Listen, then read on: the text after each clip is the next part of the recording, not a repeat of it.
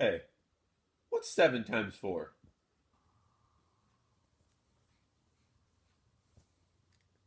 28. What about 18 times 7? 126.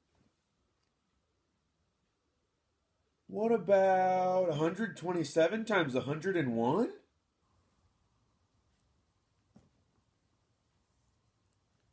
12,827.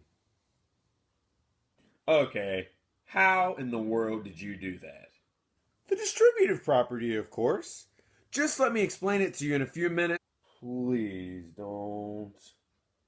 I'll tell you all about it. I'll pass. And you'll be able to multiply big numbers all in your head. I don't have a choice, do I?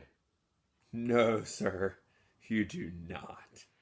So let me just explain a little bit about how the distributive property works. So let's say that we're looking at that problem 18 times 7. Now most people would think, I just want to write it up and down like this, 18 times 7.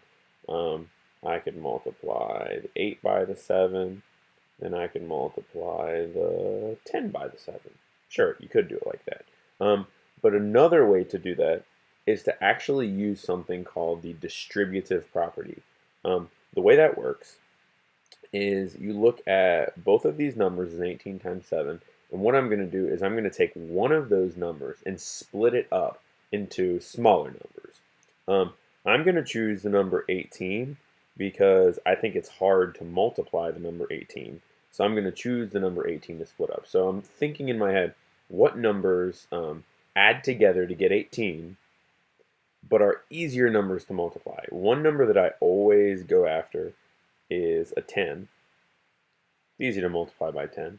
And then I think, what else is easy to multiply? Well, I know how to multiply by 8.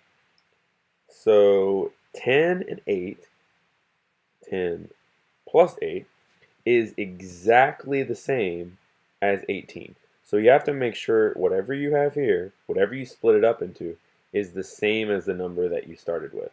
So 10 plus 8 is the same as 18. So what you're going to do then is you're going to take each of these numbers and you're going to multiply them both by the other number, which in this case was 7. I'm going to rewrite that on another page. So we have that 10 plus 8, which is 18. And I'm going to put it in parentheses just to show that those two numbers are grouped together to make 18. And I'm multiplying them both by 7. Remember, if we put a 7 on the outside of a set of parentheses, it literally means to multiply.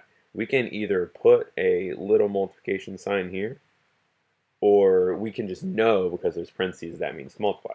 So this literally here means, 7 times 18, which is exactly what we started with. So the way we would solve that is we would take the 7 and multiply by each of those pieces. So we would multiply 7 times 10 and 7 times 8, which would be, we work that out, would be 7 times 10 and 7 times 8. Because remember, we started off with 18. We broke it up into those parts. So we're just multiplying our other number by each of those parts. And what we're going to do with each of those parts is we're going to take them and add them together. So 7 times 10 is 70. 7 times 8 is 56. And 70 plus 56 is the same as 126. So that's how I was able to multiply those numbers so quickly in my head, is because all of that process kind of took place in my head in order to solve the distributive property. So if you ever want to solve a multiplication problem really quickly, it might be a good idea to use the distributive property. We could have even broken it up into more numbers if we wanted to break it 18 up into 10, 5, and 3. 10 plus 5 plus 3 is 18.